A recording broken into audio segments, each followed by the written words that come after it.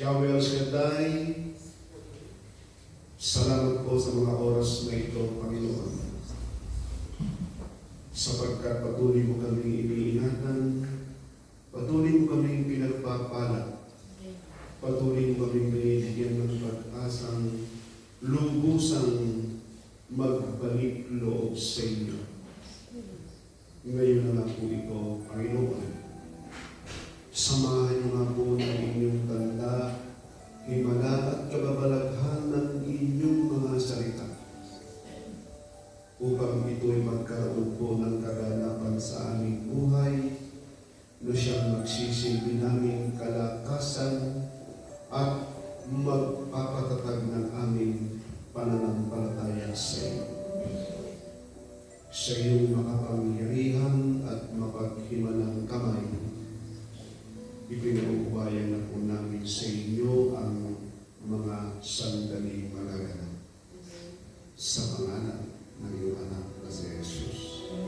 Amen. Sa pangalan ng Ama, at ng Espiritu Santo. Amen. Sapagkat ang Diyos ay pag-ibig. Luke chapter 3 verses 1 to 6. Ang mabuting balita ng Panginoon ayon kay San Lucas. Papuri sa iyo, Panginoon. 15 taon noon ng paghahari ni Emperador Tiberio, si Poncio Pilato ang gobernador sa Judea at si Herodes ang pinuno sa Galilea. Ang kapatid nitong si Felipe ang pinuno sa lupain ng Iturea at Traconite at si Lisanias ang pinuno sa Abilinia. Nang sina Anas at Caipas ang mga pinakapunong pari ng mga Hudyo, si Juan na anak ni Zacarias ay nakatira sa inang. Ipinahayag ng Diyos ang kanyang salita kay Juan. Kaya't nilibot niya ang mga lupain sa magkabilang panig ng Jordan. Siya'y nangaral, pagsisihan at talikuran ninyo ang inyong mga kasalanan at magpabautismo kayo upang kayo'y patawarin ng Diyos. Sa gayon, natupad ang nakasulat sa aklat ni Propeta Isaías. Ito ang pahayag ng isang taong sumisigaw sa inang, ihanda ninyo ang daraanan ng Panginoon. Gumawa kayo ng mga tuwid na landas na kanyang lalakaran. Matatambakan ang bawat libis at mapapatag ang bawat burol at bundok. Magiging tuwid ang daang liku-liku at patag ang daang baku-bako. At makikita ng lahat ng tao ang pagliligtas na gagawin ng Diyos. Mga minamahal kong kapatid, ang mabuting balita ng ating kaligtasan. Pinupuri ka namin, Jesucristo. Palakpakan natin ng Panginoon. Kumusta na ba kayo? Praise God! I'm blessed, happy, and prosperous talaga. Magaling na, mayaman pa, tunay, marangal, pag-ibig, payapa, kaginhawa, at matagumpay.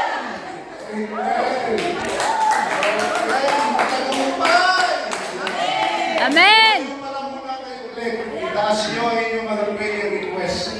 At ang mga nalalahan.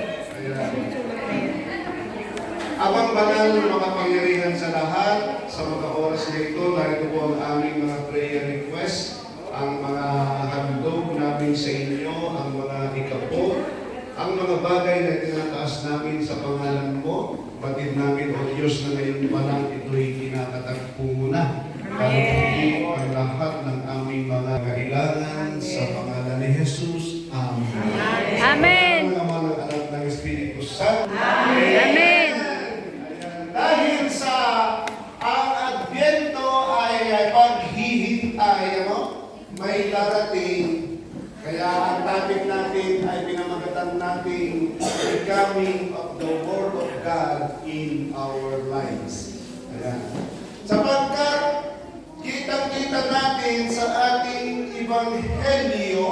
na kung saan ay sinabi po rito, sabi rito, pakinig po kayo, nandyan pa ba kayo? Amen! Okay, akala ko wala na yan. Sabi rito, dumating sa kanya ang salita ng Diyos, kaya't nilibot niya ang mga lupain sa magkabilang panig ng Hordan at nangaral.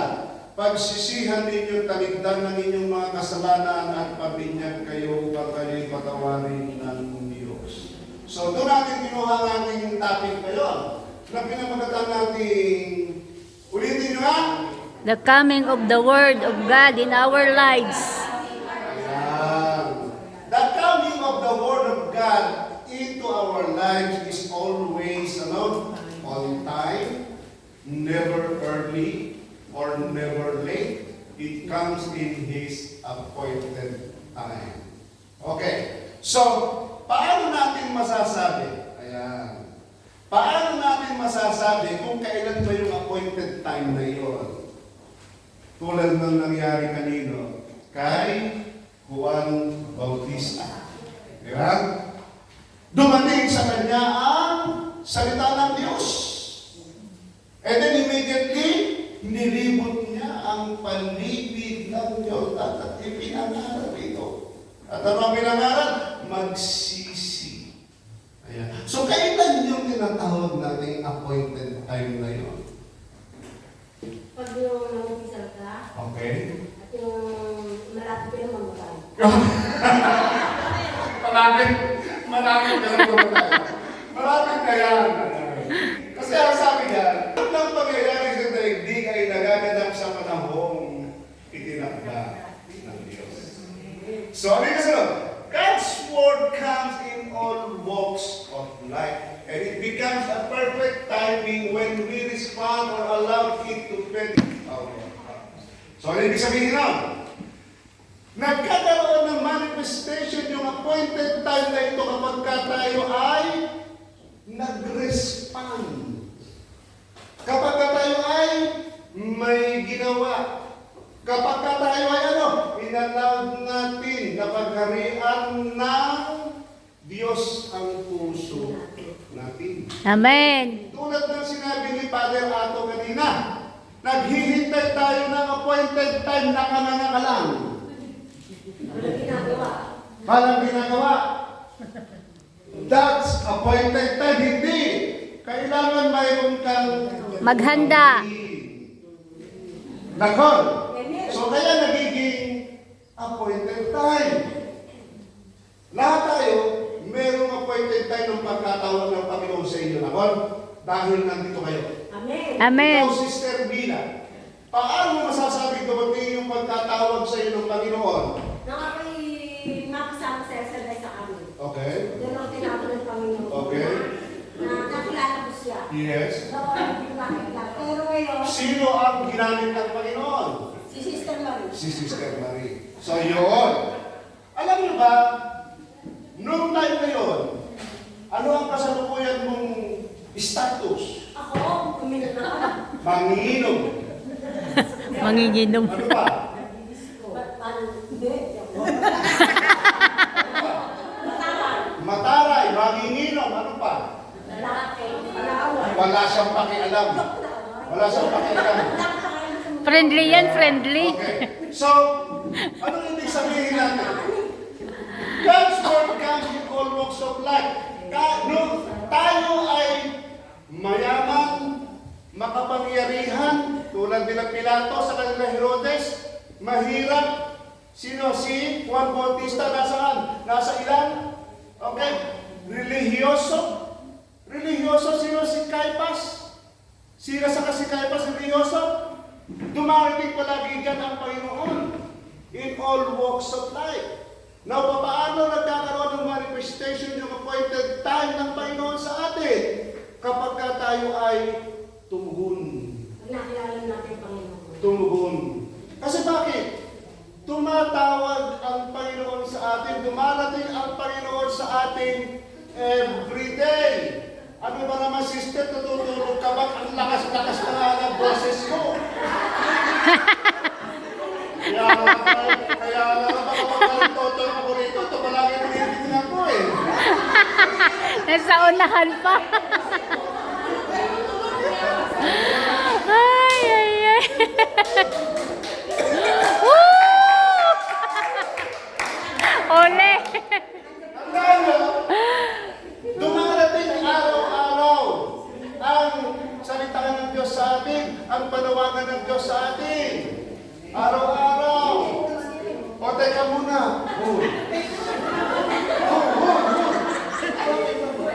Business ba kayo dyan?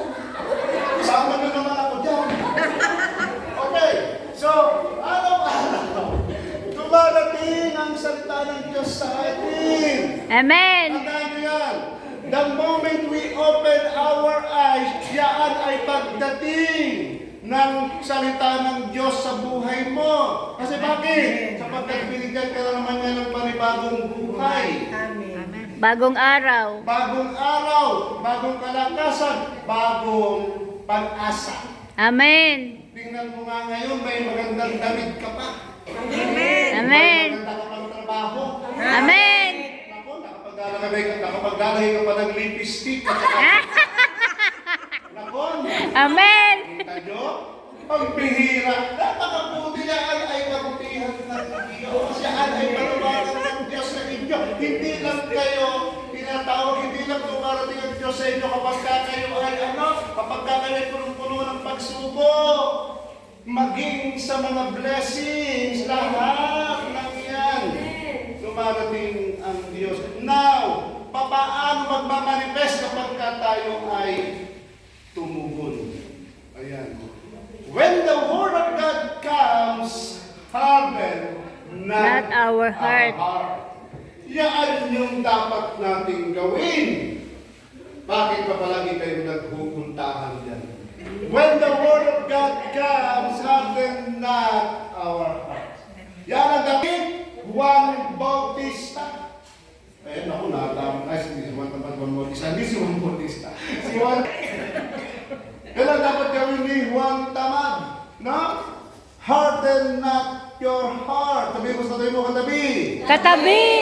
Kapag ka Pagka dumating ang salita ng Diyos sa buhay, ang salita ng Diyos, huwag mo huwag mo patigasin patigasin ang ang puso mo.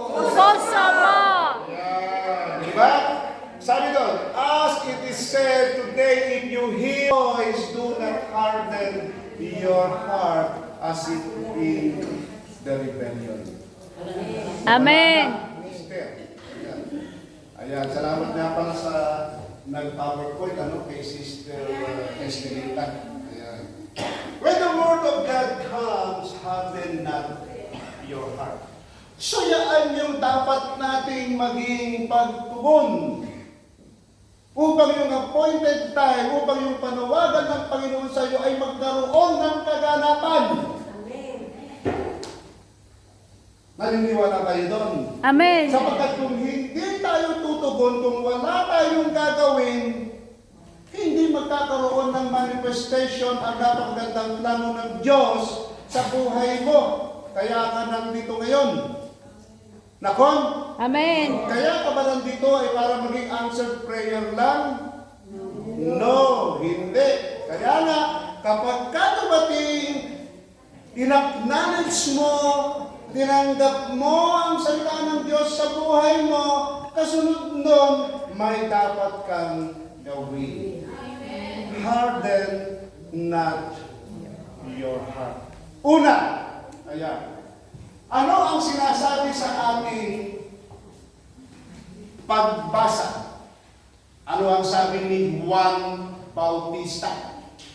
Pagsisihan ninyo at taligdan ng inyong kasalanan at pabinyag kayo upang kayo'y patawarin ng Diyos. So, kailangan ng tinatawag nating renewal of our baptism. Baptismal renewal. Kasi bakit? Kaya nga, sino sa inyo ang nag-confess na kailan? Sa mother, remember? O kayo? Kayo Kailan? Anniversary. Okay. So, ayan. Tingnan natin. Kaya nga tayo tuwing Lent season, meron tayong tinatawag na kapag sa Triduum, di ba? Yung vigil. Nako, mayroong renewal of our baptism. Kasi, totoong-totoo, yun ang pangunahing requirements na dapat nating gawin. Sapagkat renewal of our baptism, sabi ng CCC, basahin nyo.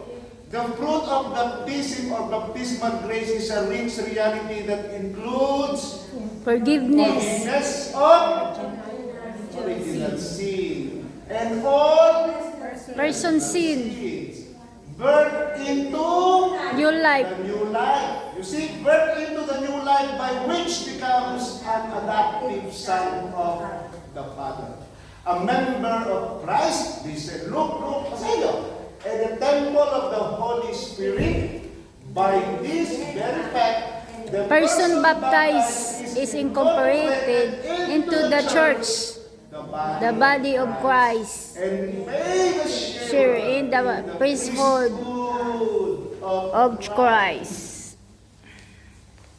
Alam niyo ba kung ano ang nangyayari sa inyo sa tuwing tayo ay nagre-renew ng ating baptism? Yan. No more, no less. Yan ang fruit ng baptism. Kaya nga sinabi sa ating Ebanghelyo, magsisi kayo at magpabautismo upang kayo'y linisin at patawarin sa inyong mga kasalanan. Ginawa niyo na ba? Amen. Palakpakan natin si Lord. Mukhang very confident kayo. Yan ang gusto kong marinig sa inyo. Kahit paminsan-minsan, medyo madalang akong mag-talk sa inyo. Ayan. Okay. Taasan pa ba yun ang sinasabing ginawa na niya ang pagsisisi? Isa, dalawa, tatlo, apat. We will see. Total repentance. Hindi yun. Tayo error ako doon. Total repentance or metanoia and transformative change of heart, especially spiritual conversion. Ang tunay na nagsisisi, nagbabago. Amen. Tingnan mo yung katabi mo. Katabi! Katabi. Nagbago ka na ba? Nagbago ka na ba? Ano yung sabi? Amen. Kaya, kasi alam niyo ba, sabi ni Juan Bautista, sa mga Hudyo na ito, di ba ang ating gospel ay Luke 3 verse 1 to 6, nako? Sa verse 7, sabi ron, basahin ko sa inyo. Sabi sa verse 7, ay sa verse 8, ipakita ninyo sa pamamagitan ng gawa na nagsisisi kayo at huwag ninyong sabihin mga anak kayo ni Abraham. Sinasabi ko sa inyo mula sa mga batong ito ay makakalikha ang Diyos ng mga tunay na anak ni Abraham. You see, ipakita natin sa pamamagitan ng ating mga gawa na tayo tunay na nagsisisi. Amen. O, tingnan mo rin yung katabi mo. Katabi. Katabi. Kung talagang Tunay. ang pagsisisi mo. Ang pagsisisi mo. Bakit? Pasaway ka pa rin. Pasaway ka pa rin. Saka, bakit? Bakit? Problema ka pa rin. Problema ka pa rin.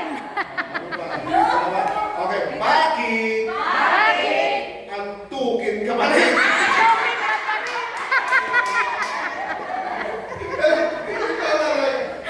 Alam mo, Distraction. okay. So, tingnan natin kung tunay na inyong pagsisisi. Ano sabi nila it is a total change of heart, transformative change of heart. Kaya nga sabi ito, kaya kinakailangan talaga natin magbalik loob Amen. Ayan. Kapag ka tayo ay nag-confess. Kasi, bumabagsak tayo eh. Hindi, taas ang kamay ng sinasabing hindi siya nagkakasala. That's the beauty of our Catholic faith.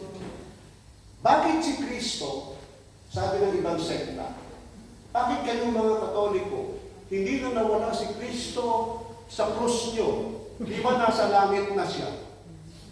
Sige, bakit nandyan palagi si Kristo sa krus? Para ipaalala? Okay, sige, ano pa?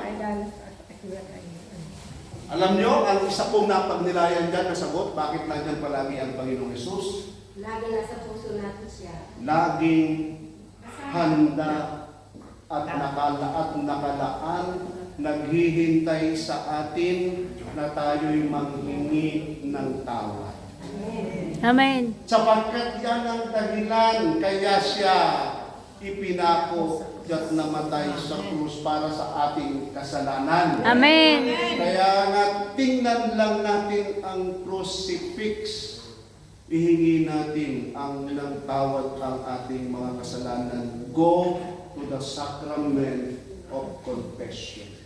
Sapagkat kapag tayo ay nagpunta sa sacrament of confession, ito ang nangyayari. Reconciliation with God. The penitent recovers the sanctifying grace. Yun yung sanctifying grace na na-receive natin nang tayo'y binyagan, nung tayo'y maliit pa, lumaki, naging pasaway, nagkasala, nangalunya. Okay? Okay? Now, nanghingi ng tawad. Ano ang nangyari? Reconciliation with God. The penitent recovers sanctifying grace. Na kung saan yung sanctifying grace na yun yung may kakayanang makapagbago sa atin. Hindi si Brother Bo, hindi si Brother Ike ang may kakayanang magbago sa inyo, hindi si Father Ato, kundi ang nakapagpapabago sa inyo sa pag-uugali nyo ay ang sanctifying grace. Amen. Amen. Ayan pa, tingnan nyo. Remission of the eternal punishment incurred by mortal sins. Kahit gaano pa kasama yung kasalanan mo na yan, nagpalaglag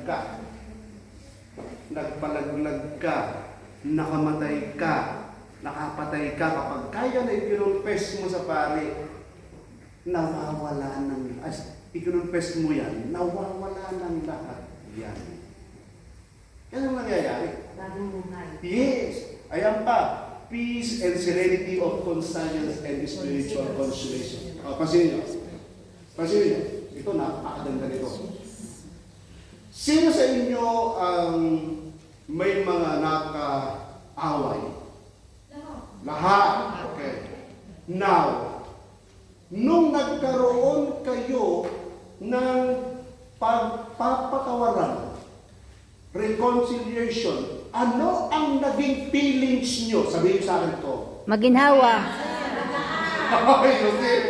You see? Alam nyo ba na ang pagpapatawad sa atin ng Panginoon, ipinagay na sa atin, ginawa na niya yan eh. Ginawa na niya yan sa krus. Na, yung kapatawaran na yung na nasa atin, magkakaroon lamang yun ng parang ang kapatawaran na iyan ng Panginoon parang machine ng kotse. Hindi pa pwedeng tumakbo kapag walang gasolina. Ganun ang kapatawaran ng Panginoon sa atin. Nandiyan na yan. Nandiyan na yan palagi kasi natapos na yan sa krus. Napatawad na tayo. Now, paano magpamanifest? Paano lalakad, paano takbo? Marunong din tayong Magpatawad. Kaya nga immediately, sabi nyo kanina, nang nagkaroon ng reconciliation, nang nagkaroon ng pagpapatawaran bawat isa, ano ang naramdaman nyo? Peace, masaya, maluwag sa dibdib. Amen. Yung peace and serenity of conscience, and spiritual consolation. Palagay ko, maraming magpo-confess dito sa isang linggo. Palagay ko, maraming magpapatawaran dito. Kasi hindi magna-manifest ang kapatawaran ng Diyos na iginawad sa inyo, di ba? Sa prayer natin, sinasabi nyo, patawarin niyo po kami tulad ng pagpapatawad namin sa amin. Now you know how it works. An increase of spiritual strength For the Christian battle. Yan yung mga nagiging fruit kapag tayo ay nagpunta sa sacrament of confession. Now, balik tayo nang hingi ng tawad, nagpatawaran, nagpunta sa sacrament of confession, naging na-recover na naman natin muli ang sanctifying grace. Ito yung sinasabi ko sa inyo kanina. Tunay nga ba ang paghingi mo ng tawad? Tunay nga ba ang pagsisisi mo? Tunay nga ba ikaw ay nagbabago? Metanoia means a transformative change of heart. So binigyan natin ng acronyms ang heart. Ano ang una? Humility. Ayan, humility. Someone who has humility is not proud and does not believe they are better than other people. Dahil sa inyo, ang pumapalakpak ang tenga kapag sinasabing siya, wow, ang ganda-ganda mo naman, sister. Ang galing-galing mo naman mag-preach, brother Pong. Wow. Grabe. Ang galing-galing naman kumanta ni sister. Ano ba alam mo, sister? Ayan. Okay. So, yan ang number 1 na titibagin. Titibagin. Iguguho. Sinabi yan sa ating, ang mga matataas na burol, ang mga matataas, ang mga mayayaman, ibababayan. Na, tunay nga ba na ikaw ay nagsisisi kung ikaw ay nananatiling mayabang? Hindi. Kasi hindi natitibag yung burol mo. Hindi natitibag yung buntok mo.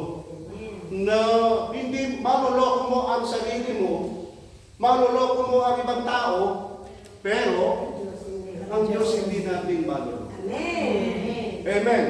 Amen. Sapagkat batid at sinisiyasat ng Diyos ang laman ng puso. Amen. Amen. Pangalawa, kung talagang tayo ay nagbago na, dapat ang puso natin ay punong-puno ng una, kababaan ng loob. Pangalawa, empathy. The ability to understand and share the feelings of another. Ito yung nadi-discern mo kung ano ba ang dapat mong gawin at ano ba ang maitutulong mo sa kapwa mo. Ito yung like you are putting yourself into others' shoes. Alam niyo ba, na kaya tayo narito ngayon, na kaya ang Panginoong Yesus ay isinilang ay dahil sa empathy ni San Jose. Hindi wala ka doon. Diba? Binalak niyang hiwalayan. Nakon? Binalak niyang hiwalayan si Maria. Bakit niya binalak na hiwalayan? Kasi ilang buntis. Kasi buntis. Kasi ang buntis. Kasi buntis, di ba? Kasi buntis, hindi naman niya ginagawa, di ba? Ano ba? Ayaw niya sa mapahiya sa mga tao. Yun. Empathy. Kasi bakit? Joseph is a righteous man. At kapag ka nahuling na niya isang babae at that time, ay dinadala sa Sanhedrin upang parusahan. He is a righteous man. Hindi po pwedeng hindi niya dadalhin si Maria sa kinauukulan upang parusahan dahil alam niya na hindi siya ang magulang ng dinadala ni Maria. Kaya, Kaya, May anghel. tinangga niya layasan. Ano ang sinabi ng anghel? Ano ang sinabi ng anghel sa panaginip? Hindi nagkasala. Yun ano ng Panginoon Diyos kanya. Yun ay anak ng Diyos. Kaya alam nyo ang nangyari doon. Dahil sa empathy, dahil sa ayaw niyang mapahiya, ayaw niyang masaktan, ayaw niyang mapahamak si Maria, ang anghel ng Panginoong Diyos ang nangusap kaagad sa kanya. Amen. Ganon din tayo. Kapag ka na-manifest natin yan sa ating kapwa, ito yung mahirap gawin. Ito yung sinasabi natin, it is better to be kind than to be right.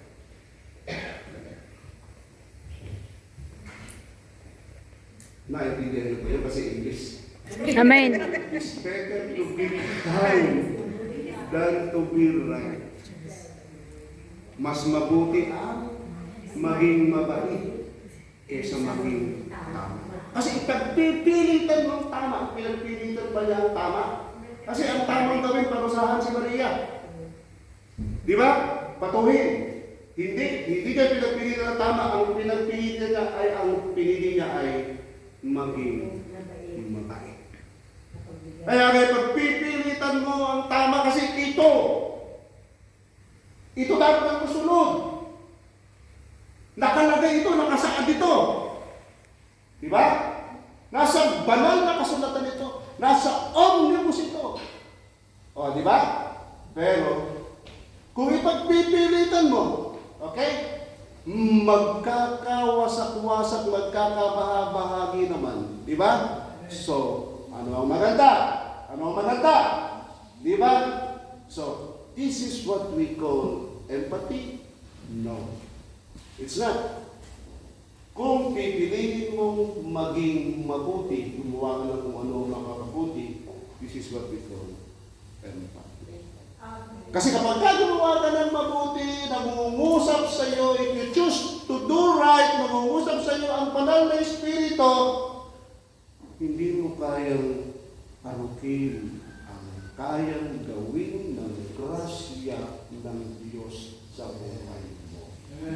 Amen. Letter A, abiding, lasting and enduring quality, demonstrating a deep commitment and steadfastness. Steadfastness. Ayan, nakakabulol. Abiding. Ayan.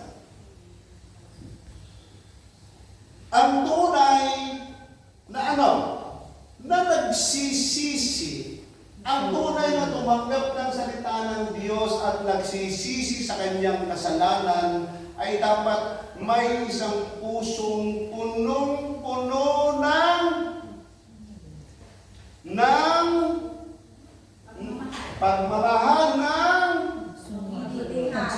ayan na nga katatagan. Diyos ko po, hindi talaga kayo marunong, in-English lang steadfastness, katatagan, at nananatili yung ating yung ating kwalidad, nananatili yung yung salita ng Diyos sa buhay natin kahit na maraming dagok at mga pagsubok. Sinong may gawa? It is the grace of God, the sanctifying grace. Di ba palagi niyong narinig sa akin? Di ba? Sanctifying grace, it's operates in human. To sanctify and to regenerate us and to inspire virtuous impulses. You see, to resist trial and temptation. Nakita nyo, my dear brothers and sisters, yung grace of God na yan ang nagbibigay ng katatagan sa atin. Kaya kung hindi tayo nananatili sa ating pananampalataya, kung hindi tayo nananatili, lalo-lalo na kung saan ka tinawag ng Diyos, hindi ang salita ng Diyos ang dumating sa buhay mo, kundi salita ng demonyo. Bakit? Sino ba ang may gusto ng pagkakabahagi? Demonyo. Nakon, bakit tahimik kayo? Ha? Sapagkat kung hindi tayo mananatili kay Kristo, no matter what or how or what happen, wala tayong kayang gawin. Apart from me, you can do nothing. Wala kayong magagawa kung kayo hiwalay sa akin. Amen. Maraming mga pagsubok lalo na sa paglilingkod. Oh. Alam niyo yan. Alam ko yan. Si brother mo, ang daming pagsubok. Minsan, si sister, sino pa to? Si sister yan, naku-question ko rin ang Panginoon. Lord, naglilingkod naman kami sa inyo. Pero sandali lang. It is okay to voice it out. It's okay. Pero, huwag mo nang kikimkimin sa dibdib mo. Kasi bakit? Kapag kaya ay kirimkim mo pa, yaan tuwang-tuwa, yan ang gagawin window ng demonyo upang huwag ka nang umaten ng gawain ng El Shaddai. Yan, nakita mo, mas marami pa akong pera sa iyo. Hindi ako umaraten ng gawain. Magpatay na lang. Mag-part-time ka na lang. Alam ni Sister Mila. Hindi, pero reality talk, no? Talagang Friday group, no? Talagang, kumbaga, dito rin kasi ako nagbuhay sa Friday group. Nananatili hanggang ngayon, no? Talagang ang laki ng ginagampanan ng Friday group sa gawain ni Yahweh El Shaddai dito sa Amen. So yun. Kaya kung wala man kayong maraming pera na yun, masyado natin, mayaman naman kayo. Amen. Mayaman naman kayo. Lalo kang lumalapit sa gawain, lalo marami pagsubok. Amen. Ito yun. Ngayon, ikaw magpapakatatag kung gaano mo kasi marami nangyari sa buhay ko. Okay. Marami akong pili ako, di ba? Talaga, nakita ko na. Talaga ko, naging nanapasama sa gawain. Ang dami kong pagsubok. Tumayo talaga. Pero mula nung nasa tayo na ito, pero naging nagtatag ako, sabi ko, bakit ako magpapatalo? Nakandito si Lord sa akin. Amen. Si Sister Mira, mula nung umaten kami ng Friday, nakikita ko na yung pagmumukha niya. Ito yun. Talagang, Nagluluto pa. minsan na talagang, grabe totoo. Pero pansinin nyo, anong sabi niya, abay kita, di ba? Nanatili siyang Matatag. nanatili kahit maraming pagsubok. Pero pansinin nyo, ibinigay lahat ni Lord ang the best sa kanya. Amen. Lord, ang ganda ng trabaho mo, malusog ka pa. Yan ang isang buhay na patuto. Kapag nanatili tayo sa gitna ng matitinding pagsubok. At ang pangapat ay tinatawag nating resilience. Ayan. Dapat meron tayong pusong ano? Namon.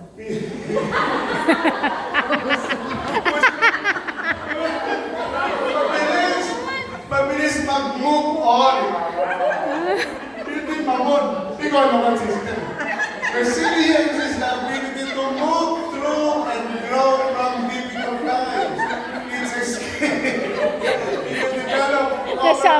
mamon. From the lessons and experiences you absorb as you grow up and face challenges. So ito yun. Nag-move on tayo, but doon sa mga nangyayari, mga challenges sa atin, kumukuha tayo ng lesson. Eh hindi eh. Hindi eh. Diba? Paulit-ulit na ang ginagawa natin. Di na wala. Nag-move on. Kunwari lang. Nakon? Kunwari lang Pero, pala. kapag ka nakita na naman yung nakapagpapaasim ng mukha. Di ba? Malayo pa. Nagka-curse na. Nakon? Anong lamang nyo ba? Totoo yun. So dapat naman, nag-grow tayo sa mga nangyayaring mga negativity sa atin. Amen. Sino yung tunay na resilient people? Amen. Ano? Move on, pero kalimutan na. Forgive and Forgive. Nakon? Nakon. Ano tawag to? Inaamag na yung galit sa puso. Tama o tama? Hindi pa rin makalaya. Kasi bakit? Mapanganib yan. Kasi bakit? Kasi huwag mong sasalingin yan. Delikado ka dyan. At totoo yun. Di ba meron akong kinukwento sa inyo na nagbabible study ako sa Pincas. Nung bata raw sila, merong bumira sa kanya nung elementary pa lang sila, hindi raw niya nakakalimutan yun. Talagang nagtanim siya ng galit. Kaganti ako sa'yo kapag ka nakita kita. Nagtanim ng galit. Hindi siya makamove on eh. Nung high school na, nakita niya ngayon. High school na, malaki na binata na. Pinagbibiran ka. Takang-taka yung pinagbibira ka. Bakit? Kakambal ka na. Kamali pa. You see? Nalakit na nga. Nagkamali pa. Nagkadoble-doble pa. Napahamak pa siya. You see what will happen? Kapag ka nagkikintin tayo ng galit, hindi tayo makakalaya dyan. Sa halip, ano? Madadagdagan pa yung kalawang sa puso mong iyan. Amen. Hindi ka tunay na nagsisisi kung hindi ka marunong mag-move on at kumuha ng lesson sa mga nangyayaring challenges sa buhay mo. Amen. Amen. And letter T ng heart, ayan. Being thankful. Sabihin mo, thankful. Thankful. Ayan. Thankful involves feeling and expressing appreciation for people and things in your life. Ang sabi sa 1 Thessalonians, di ba?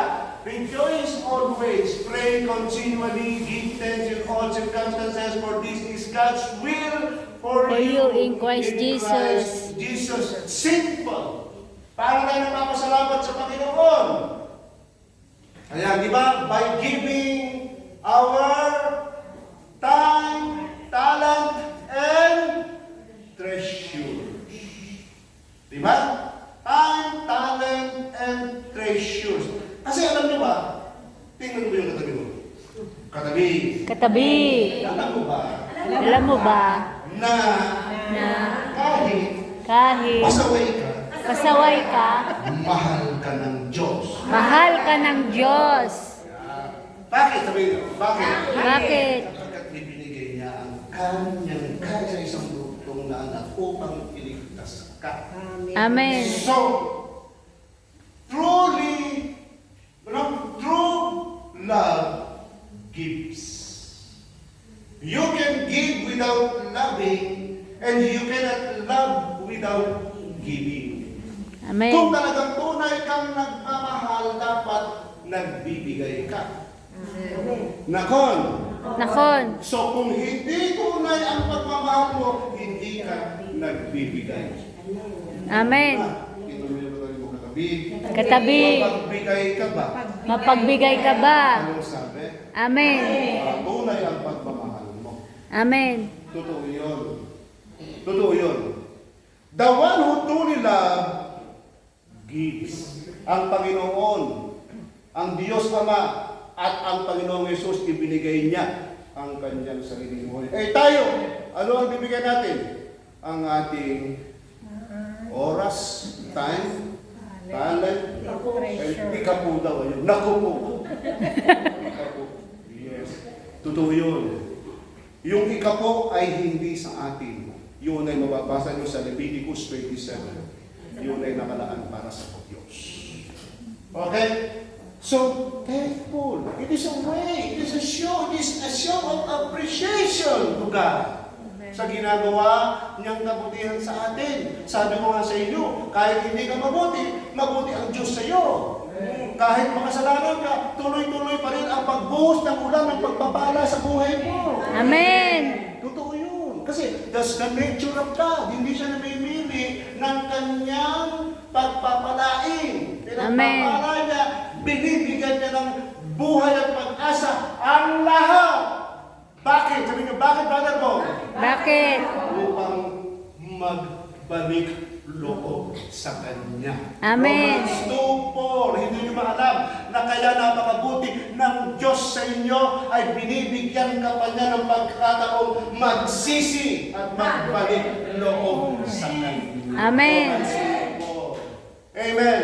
And finally, when the word of God comes, it cannot be contained but to be shared. Tulad ng ginawa ni Juan Bautista.